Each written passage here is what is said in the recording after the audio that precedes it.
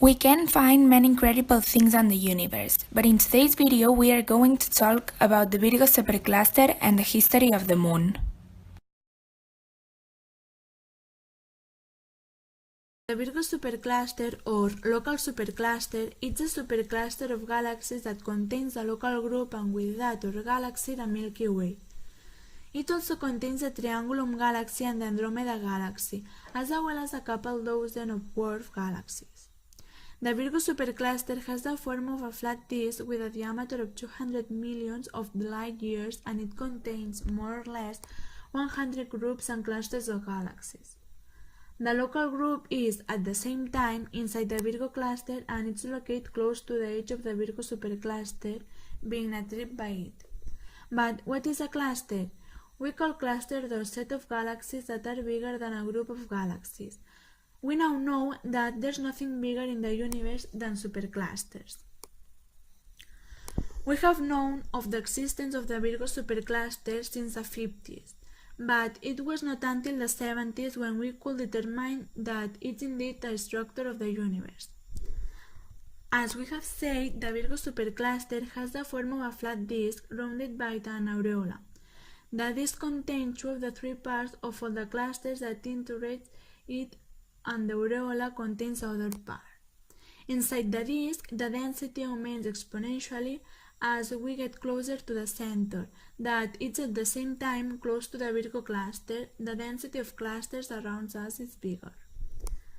Scientists have said that in 100 billion years from now, the gravitational attraction between galaxies and clusters will have polluted it all into a single and enormous mass of stars.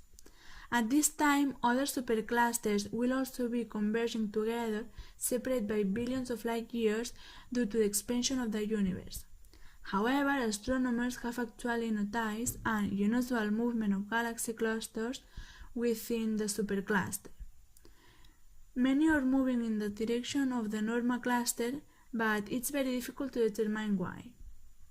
For now, this has been named the Great Trajectory, due to its unexplained tag.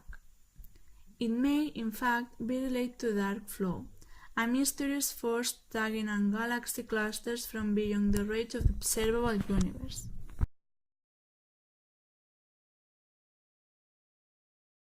The Moon is Earth's only permanent natural satellite. It is the fifth largest natural satellite in the solar system. If we look at the Moon, we will see that it is full of craters. Nowadays, we are able to determine when these craters were formed. Some scientists have studied the age of the craters' rock that are located on the light part, known as plateaus. With these studies, it has been discovered that approximately 4.6 to 3.8 thousands of millions of years ago, the Moon suffered a rock shower that formed craters very quickly. After the rock shower finished, big objects, similar to asteroids, collide with the Moon. Soon after that, lava started to fill the craters, giving origin to the dark maria. This explains why there are so many craters on the plateaus and less on the maria. There weren't any lava explosions in the plateaus. The surface of the Moon is gray and it has a lot of sediments, due to all the impacts of meteorites. These sediments are named lunar regolith. The thickness of the regolith can go from 2 to 20 meters, depending on how old is the surface. But how did the Moon appear?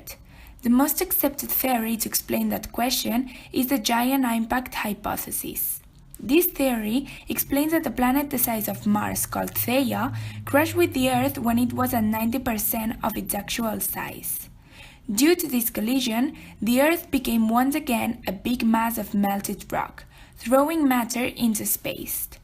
Most of this matter came back to Earth, but some crashed together, forming our Moon. During this collision, a lot of energy was produced. Thousands of millions of matter evaporated and melted. In some places of the Earth, the temperature reached up to 10,000 degrees. This explains the size of the Earth's metallic core. When Theia crashed with the Earth, it merged with it, incorporating its matter to the core of the Earth. If this wouldn't have happened, apart from not having the Moon, our days would be almost 1 year long.